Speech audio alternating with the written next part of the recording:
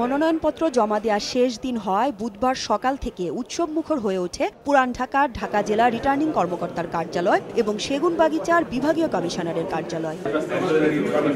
ঢাকা জেলা রিটার্নিং কর্মকর্তার কার্যালয়ে ঢাকা ২ আসনে বিএনপি মনোনীত প্রার্থী আমানুল্লাহ আমান ও তার ছেলে ব্যারিস্টার ইরফান ইবনে আমান মনোনয়নপত্র জমা দেন। এছাড়া বিএনপি মনোনীত প্রার্থী গয়েশ্বর চন্দ্র রায় ঢাকা ৩, তমিজউদ্দিন ঢাকা ২০ এবং ডাক্তার দেওয়ান মোহাম্মদ সালাউদ্দিন ঢাকা ১৯ আসনের জন্য মনোনয়নপত্র জমা দেন। এ সময় বিএনপি প্রার্থীরা বলেন, তাদের জনপ্রিয়তায় ঈর্ষান্বিত হয়ে সরকার মামলা দিয়ে নির্বাচনের বাইরে রাখার চেষ্টা করছে। জবরদস্তি না হয়, কোনো দখলবাজি না হয়, তো জনগণের প্রত্যাশা আমরা বিপুল ভোটের ব্যবধানে জয়লাভ করব। যখন মনোনয়নপত্র জমা দেওয়া সময় এই মুহূর্তে আদালতের এই রায়টাকে নিয়ে মানুষ একটু রাজনৈতিক বিবেচনায় রায়টা হয়েছে এটি মনে করে।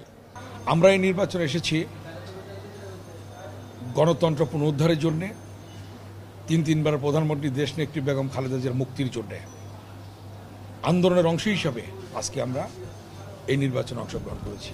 আশা করব যে নির্বাচন কমিশন আজকে থেকে অন্তত আমার নির্বাচনী এলাকা মোহাম্মদপুর, আদাবর, শেরেবাংলানগর এলাকার কোনো আমার রাজনৈতিক কর্মীকে তারা গ্রেপ্তার করবে না। আমার নির্বাচনী এলাকায় এমন কোনো পরিবেশ সৃষ্টি করবে না যাতে আমার কর্মীরা মাঠে নামতে ভয় পায়। এদিকে ঢাকা মেট্রোপলিটনের অন্তর্ভুক্ত ঢাকা ৪ থেকে ১৮ পর্যন্ত মোট ১৫টি আসনের জন্য বিএনপি শরিক সহ ঐক্যফ্রন্টের প্রার্থীরা তাদের মনোনয়নপত্র বিভাগীয় কমিশনারের কার্যালয়ে জমা দেন। এদের মধ্যে বিএনপি প্রার্থী আব্দুস সালাম ঢাকা ১৩, সাইফুদ্দিন আলম নীরবের পক্ষে তার প্রতিনিধি ঢাকা ১২, ২০ দলীয় নেতা খেলাফত মজলিসের সাইফুদ্দিন আহমেদ ঢাকা ১৮ এবং ঐক্যফ্রন্ট নেতা গণফোরামের মোজাম্মেল হক ঢাকা ১২ আসনের জন্য মনোনয়নপত্র জমা দেন। মনোনয়ন জমা দেওয়ার শেষে নির্বাচনের পরিবেশ সুষ্ঠু নেই বলে অভিযোগ করেন বিএনপি নেতৃত্বাধীন ২০ দলীয় জোট ও ঐক্যফ্রন্ট প্রার্থীরা।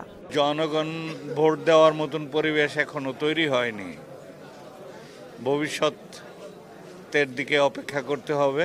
দেশের মানুষ যদি ন্যূনতম পরিবেশ পায় তাহলে আমরা আশা করছি যে আগামী নির্বাচনে বিপুল ভোটে খেলাফত মজলিস সহ ২০ দলের প্রার্থীরা জয় হবে। এদিকে মনোনয়নপত্র জমা দেওয়ার শেষ দিনে রিটার্নিং কর্মকর্তার কার্যালয় ও এর আশপাশের এলাকায় নিরাপত্তা ব্যবস্থা জোরদার করা হয়েছে।